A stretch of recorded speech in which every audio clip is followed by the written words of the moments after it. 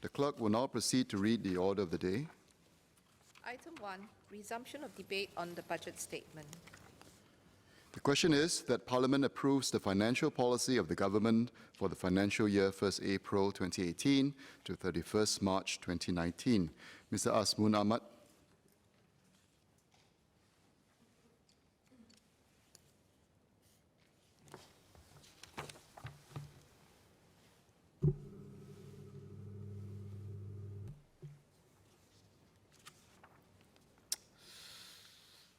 Mr. Speaker, I shall deliver my speech in English and Malay. First and foremost, my appreciation to Finance Minister Heng Swee Keat for the delivery of Budget 2018. I must admit that I am impressed. In fact, I would say it is a very clever budget, especially on the fundamental change in the way how major projects are to be financed in future. It is a budget where I consider it as inclusive and progressive. It is heartening. Sorry. It's a bit gabra today. Sorry for that. Being the first one, it's a bit gabra. So anyway. It is heartening to see a well-balanced palette of offers and initiatives being laid down for all Singaporeans. Primarily, this budget prepares us into the future, both in capacity and economics, based on the three major shifts in the coming decade, and yet mindful of the well-being of fellow Singaporeans. Though I mentioned positively and impressed with the budget, I am of the opinion that it is not a perfect one. There are still rooms for improvements. I shall not and will avoid to be too picky. Rather, I shall mention those which I believe warrants attention, and I hope Minister Heng can reconsider them. Let me touch on the issue of overcoming near-term challenges. The move to extend the wage credit scheme and all other related initiatives in continuation to support firms in coping with near-term costs are rightfully addressed, as they are directly linked to manpower. Example, foreign worker levy, which is one of the major components of business operating costs. I thought one component which is as critical, if not even more, is premise rental. I felt this is missing, and I believe this would make a big difference if the budget could take this as one of the many initiatives to help businesses in the near term. As we know, two major components of business costs in Singapore are manpower costs and premise rental costs. These two will take at least 50% of any business operation in Singapore. Thus, Mr. Speaker, I would like to suggest on any form of financial help to be formulated for business operators, especially SMEs, to lessen their burden due to premise rental. I would even go one step further. It would be great if we can find a structural solution to this. Hopefully, we can hear good news in the next budget year. Next, I would like to touch on fostering pervasive innovation. I was glad and delighted when I learned that innovation is mooted as one of the suggested initiatives in pushing forward towards a vibrant and innovative economy. Upon scrutinizing at the numerous offerings, while I am appreciative and glad to see good ones on the table, I still felt incomplete. From financial tax deduction to promotion of national robotics program, I thought these are initiatives that touches on the surface. At most, it will only give a scratch. What I thought is missing is the soul of innovation. Mr. Speaker, I hope I am not being taken wrongly. Like I said, the numerous initiatives being suggested are all good. In fact, I support them. Being a person myself who has been involved in technologies and innovation for more than 30 years, I am very passionate about innovation. What I thought worth mentioning is the creation of innovation spirit. Unfortunately, I am unable to relate nor equate any initiative which supports the creation and building of the innovation spirit. I've expected more to be done in our education system and the curriculum that foster the spirit of innovation. I was looking forward towards a more fundamental shift, which is so pervasive that it will become a basis in reshaping our innovation landscape. In Budget 2016, when I was a rookie parliamentarian then, I did brought up the same topic on innovation and culture of inquisitiveness. I mentioned that innovation is an intangible capability and competence which need to be nurtured with time. And it is important that this starts at a very young age and in schools. And I had also suggested 5 actions then. I hope the suggested actions can be taken up for further discussion and reconsideration. While I'm not rejecting, nor am I dismissing any of the suggested initiatives, I thought the fundamental approach to fostering pervasive innovation is still missing. Thus, Mr. Speaker, I would like to suggest that a more fundamental approach towards fostering pervasive innovation to be reconsidered. With what is suggested today, I am not confident we will have a sustainable, pervasive innovation landscape. Let's do the right thing and do it right together.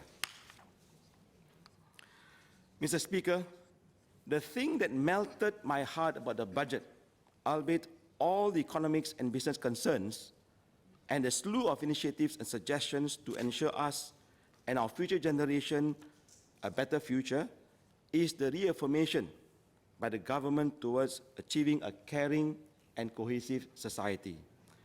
It is so heartwarming to see current running and new programs and initiatives being rolled out concertedly, either enhanced or fine-tuned.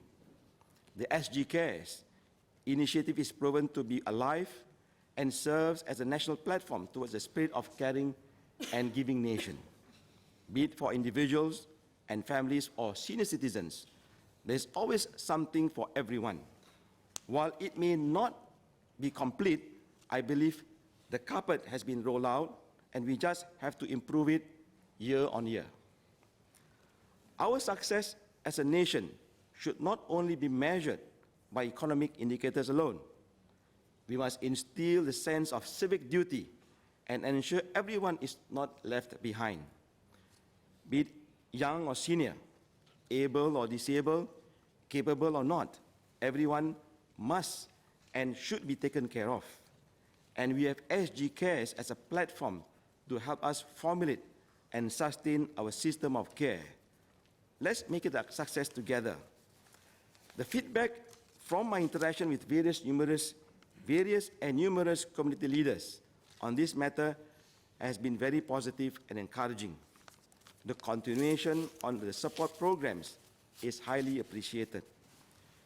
It is also worth mentioning that the effort of integration of healthcare and social support for seniors has been very much welcome. This is expected to improve efficiency and efficacy when dealing with intertwined elder care programs, which is proven to be needed in our aging society. While we move up the ladder to becoming a gracious and caring society, we should not and must not be over-dependent on the government to fork out grants and subsidies. Instead, I believe we need to build an ecosystem in which substantial part of giving to be generated from the society itself. We need to find a way and establish a system which is sustainable, where giving is becoming a pleasure and giving is highly motivated. A system of recognition and reward should be explored in trying to encourage giving. Mr. Speaker, I suggest we should look on how donation can be made more interesting. Perhaps a progressive tax system for donors may be worth to be studied. I shall be elaborating this in more detail during the Committee of Supply sitting. Mr. Speaker, the surplus of 9.6 billion, I read 9.7, but 9.6 billion accumulated on our fiscal year 2017 is very surprising to me. While this is a good news, I believe it is not a guaranteed recurring item. Henceforth, the decision to save part of the surplus for savings ahead is a right move. However, the sharing of 700 million to Singaporeans, which only account to 7% of the total 9.6 billion, I thought that is on the lower side. Perhaps more should be considered. What should it be? Well, from my experience in business, it is quite normal for business organizations to share between 15 to 20% of its net income or profit to its shareholders as dividend. Likewise, the same rule can be applied here, with the remaining to be retained as savings and financing near-term programs. What strikes me on the financial of Budget 2018 is the fundamental change in the way how major and infrastructural projects are to be financed in future. I thought this is a clever way of managing our finance. However, this can only be true if our reserves yield a return which is higher than the cost of borrowing by the various ministries when undertaking the major and infrastructural projects. Based on past data on return on investment on the reserves, I am confident that this is the case. What I would like to point out is that there will be costs incurred for any borrowing. It's not free. There's no such thing as free lunch, right? As major and infrastructure projects will have to be financed through borrowing, thus the overall cost of these projects will be inflated by additional amount equivalent to the cost of borrowing. As we all know, at the end of the day, whatever cost incurred will have to be borne by the customer or consumer, be it a new high-speed rail project or Changi Terminal 5. It will be no surprise that these additional costs will be at consumers' cost. Mr. Speaker, I would like to suggest that the cost of borrowing under such circumstances to be financed through the return generated from the investment of reserves. In this case, consumer will not be burdened by additional cost of borrowing, which is the result of new financial framework on expenditure of major infrastructural projects. Mr. Speaker, I shall now deliver the following speech in Malay. Tuan Speaker, salam sejahtera. Pertama, ingin saya menyuarakan penghargaan kepada Menteri Kewangan Heng Swee Keat ke atas belanjawan 2018 yang telah dibentangkan. Dari segi keseluruhannya, ianya amat menarik. Pandangan saya, ini adalah belanjawan yang inklusif serta progresif. Yang lebih menarik lagi ialah cara baru yang telah diperkenalkan terhadap pembiayaan projek-projek raksasa dan yang berbentuk infrastruktur di masa mendatang. Program SG Care yang sedia ada pula diperhalusi dan diperkukuhkan. Tawaran-tawaran baru juga diperkenalkan agar dapat melengkapkan lagi usaha-usaha bantu diri di lapisan masyarakat dengan bertujuan untuk mencapai ke tahap yang menyeluruh. Rata-rata, ianya agak seimbang. Pada asasnya, matlamat belanjawan ini bertujuan untuk mempersiapkan rakyat ke arus masa depan, sama ada dalam segi ekonomi yang maju dan progresif maupun dalam segi mutu kecakapan. Ianya berdasarkan 3 penularan sejagat yang ketara, iaitu ekonomi sejagat yang dilihat bercondong terhadap Asia. Kedua, ketimbulan teknologi baru yang dijangka akan mengubah cara hidup kita dan juga bentuk kerja masa depan dengan depan serta masa riadah dan penuaan. Saya ingin menyentuh dan beri pandangan saya ke atas beberapa isu yang agak membimbangkan jika ianya tidak ditangani dan tidak diberi perhatian yang mendalam. Sebagai ahli korporat yang sudah lama berkecimpung dalam bidang kejuruteraan dan juga di pasaran yang terbesar di Asia, iaitu negara China atau Tionghoa, saya ingin mengkongsi pengalaman saya. Kepincangan saya buat masa ini ialah saya tidak dapat berkomunikasi dengan senangnya dalam bahasa Tionghoa. Penguasaan bahasa Tionghoa saya amat lemah dan sedikit saja. Walaupun begitu, saya tetap cekal dan menerokai pasaran China. Terus terang, saya rasa payah. Saya berpendapat bahawa penguasaan bahasa Tionghoa boleh jadi daya pemangkin jika seseorang ingin menerokai pasaran China yang sedang dan akan terus mengembang dengan pesatnya. Pasaran dan ekonomi negara China sudah mula membangun dengan pesatnya sejak lebih 20 tahun yang lalu. Buat masa ini, negara ekonomi dunia yang terbesar di Asia ini akan terus membangun atas dasar ekonomi yang tersendiri.